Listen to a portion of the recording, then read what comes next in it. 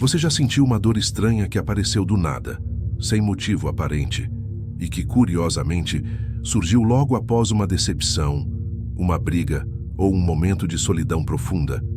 E se eu te dissesse que essa dor pode ser uma forma de oração? Vivemos tempos em que a espiritualidade, muitas vezes, é reduzida a rituais externos, enquanto o corpo, esse templo sagrado, continua gritando por dentro. Na pressa de curar a alma com palavras, esquecemos que o corpo também fala. Ou melhor, ele ora. Ora com tremores, com apertos no peito, com insônias que ninguém entende.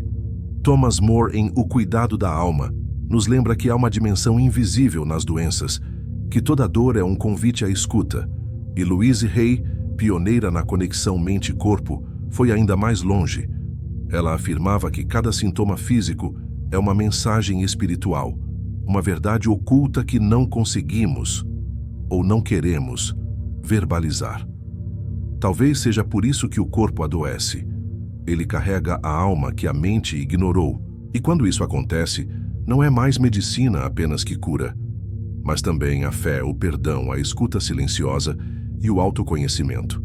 Neste vídeo, você vai entender como espiritualidade, emoções e saúde psicossomática se entrelaçam de maneira profunda e transformadora. Vamos explorar juntos um terreno onde a ciência encontra o sagrado e onde o corpo deixa de ser apenas biologia para se tornar oração viva. Porque talvez sua dor seja apenas uma prece não ouvida e chegou a hora de escutá-la.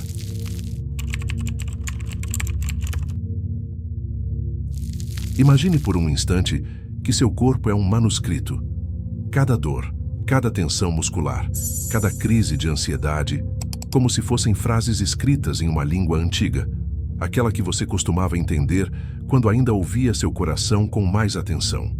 Mas o tempo passou, a rotina, as pressões, os medos, e você esqueceu como se lê. É exatamente isso que a psicossomática tenta revelar, que o corpo fala o que a alma cala. Segundo Gabor Maté, autor do impactante When the Body Says No, muitas doenças físicas são respostas fisiológicas à repressão emocional crônica. Não é apenas metáfora. O sistema imunológico sofre quando suprimimos emoções como raiva, tristeza ou solidão. O corpo adoece, tentando manter uma aparência saudável para o mundo. Quantas pessoas desenvolvem gastrite após um período de estresse emocional intenso? Quantas crises de enxaqueca surgem após semanas de engolir mágoas sem expressá-las? Esses sintomas não são apenas coisas da mente. Eles são testemunhos somáticos de um sofrimento que não foi escutado a tempo. Carl Jung já dizia: aquilo que não enfrentamos em nosso interior se manifesta como destino. Mas e se esse destino for uma doença? E se aquela dor que parece física for, na verdade, uma emoção espiritual buscando redenção? Neste capítulo iniciamos uma virada de chave. A psicossomática não é uma pseudociência. É um campo onde medicina, psicologia e espiritualidade se encontram para dizer: você não é apenas carne, você é a história encarnada. E toda história mal resolvida pede cura, às vezes silenciosamente, outras com gritos disfarçados de dor.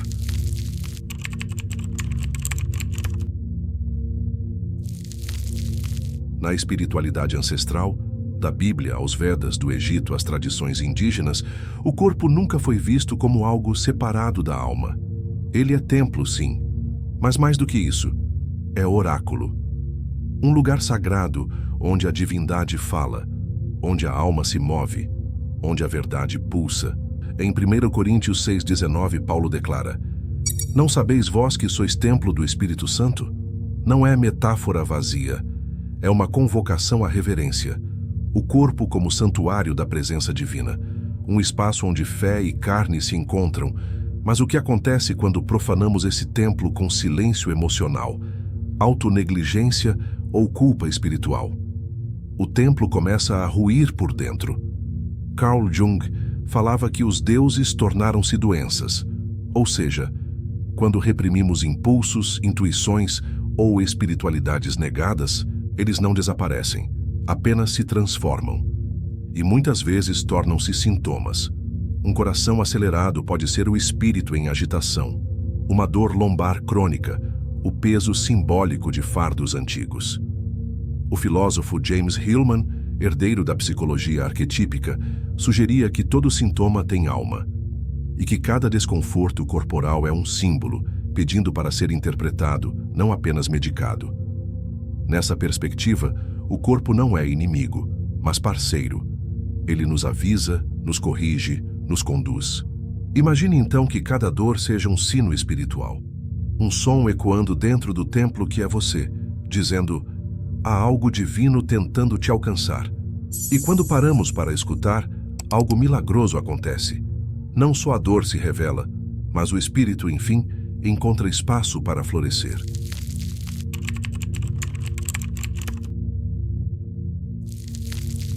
E se o seu fígado guardasse raiva? E seus pulmões, tristeza não chorada? E o coração, um amor que nunca se libertou? Essa ideia pode parecer poética, mas é também profundamente arquetípica. Diversas tradições, da medicina tradicional chinesa à psicologia simbólica de Jung, reconhecem que nossos órgãos não são apenas estruturas biológicas, são também depósitos emocionais. O médico e psicoterapeuta Rüdiger Dahlke, em A Doença como Caminho, ensina que cada doença traz um conteúdo simbólico, uma lição escondida no tecido do corpo. Segundo ele, a raiva reprimida tende a intoxicar o fígado, a mágoa silenciosa, os pulmões, o medo constante, os rins. E a ciência, pouco a pouco, começa a confirmar o que o simbolismo sempre soube. Estudos já revelaram como o estresse emocional afeta diretamente o sistema imunológico, a microbiota intestinal e até o DNA celular. Ou seja, o corpo grava memórias emocionais que a mente tentou apagar. Mas vamos além. Luiz Felipe Pondé, filósofo de agudeza crua, diz que vivemos numa era que idolatra a anestesia emocional. Tudo precisa ser resolvido rápido, com positividade tóxica, sem espaço para digerir o que realmente sentimos.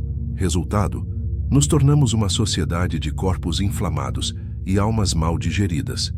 Quando não damos nome às nossas emoções, o corpo as nomeia por nós, com dores, com síndromes, com silêncios que doem mais do que gritos. Nesse capítulo, o convite é simples, mas profundo. Olhe para seus órgãos como livros vivos, cada um contando histórias emocionais que talvez você tenha esquecido de ler, porque o corpo nunca mente. Ele apenas revela, com honestidade sagrada, aquilo que a alma ainda não teve coragem.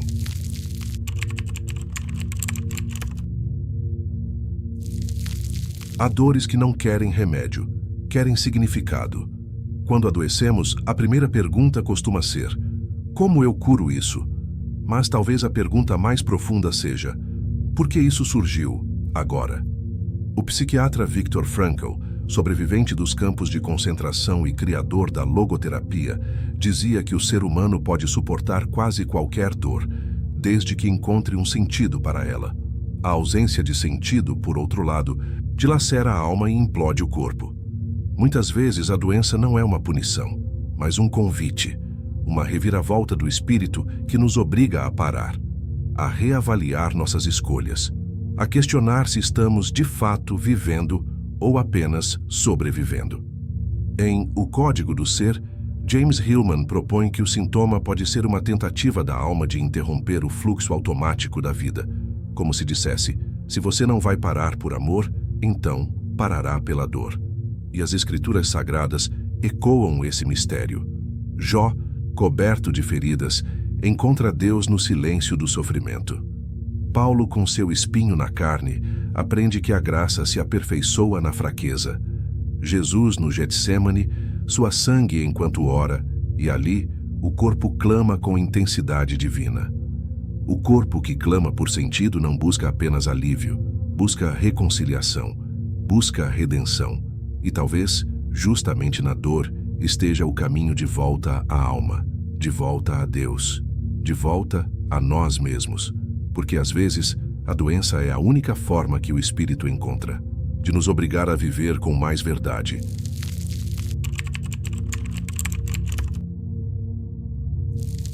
Se o corpo carrega as dores da alma, então a cura começa no invisível. Não existe atalho, mas existem caminhos, e muitos deles começam no mais simples dos gestos: sentar em silêncio e respirar. A prática da meditação de atenção plena, popularizada por Jon Kabat-Zinn, não é apenas uma técnica de relaxamento. Ela é um portal para escutar o corpo sem julgamentos. A respiração consciente, feita com presença, reconecta o sistema nervoso à segurança, reduz o cortisol e, acima de tudo, ensina o corpo a confiar novamente. Mas a ciência não anda sozinha nesse caminho. A fé, quando vivida com verdade, é uma medicina milenar. Oração contemplativa, mantras, lectio, divina. Todas essas são formas de harmonizar o corpo com o divino, de afinar nossa frequência com algo maior. Como dizia Teresa de Ávila, a oração é o descanso da alma nas mãos de Deus. E o corpo sente esse descanso. E então, talvez o mais difícil, o perdão. Não aquele perdão imposto moralista, mas o perdão que liberta. Perdoar os outros, sim, mas também perdoar a si mesmo, pelas decisões tomadas no escuro, pelas palavras caladas, pelas vezes em que o corpo avisou e você não ouviu. Louise Hay insistia: ressentimento é veneno que você toma esperando que o outro morra. E o corpo absorve cada gota. Neste capítulo, o convite é para iniciar, mesmo que pequeno, uma respiração, uma prece, um gesto de misericórdia interna. Porque quando você se reconcilia com a alma, o corpo começa a agradecer, em silêncio, ou talvez com o primeiro sinal de cura.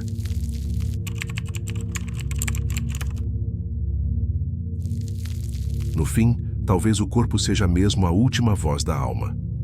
Quando já não conseguimos mais rezar, ele reza por nós. Quando ignoramos os sinais da mente, ele escreve cartas na forma de sintomas. Quando esquecemos de sentir, ele sente por inteiro. O corpo é a manifestação mais sincera do invisível. Ele não sabe mentir. Ele apenas traduz, com dores, com tremores, com silêncios que gritam, aquilo que ficou escondido na sombra. Você não é apenas um conjunto de órgãos, é uma história viva, um templo habitado por memórias, feridas e possibilidades de redenção. E talvez a pergunta mais importante não seja qual é a cura, mas sim, o que o meu corpo está tentando me ensinar. A partir de hoje, talvez você comece a ouvir mais. Ouvir seu coração, não apenas com o estetoscópio, mas com presença. Sentir suas dores, não como punições, mas como mensagens. Olhar para o seu corpo, não como uma máquina, mas como uma prece em carne viva. E se tudo isso fizer sentido para você, então você já começou a curar algo que vai muito além do físico. Porque toda cura começa com escuta. E todo milagre com a coragem de finalmente dizer: eu estou aqui, corpo e alma, inteiro, presente e pronto para me transformar. Se esse vídeo falou com você em algum lugar mais profundo, não pare por aqui. Aqui no canal tem outros conteúdos que continuam essa jornada entre corpo, alma e consciência. Eu te convido a mergulhar ainda mais. E se quiser se aprofundar nos temas que inspiraram esse vídeo, deixei na descrição os links dos livros dos autores que citamos aqui. São verdadeiras chaves de transformação. Escolha seu próximo passo. E siga escutando o que o seu corpo quer te contar.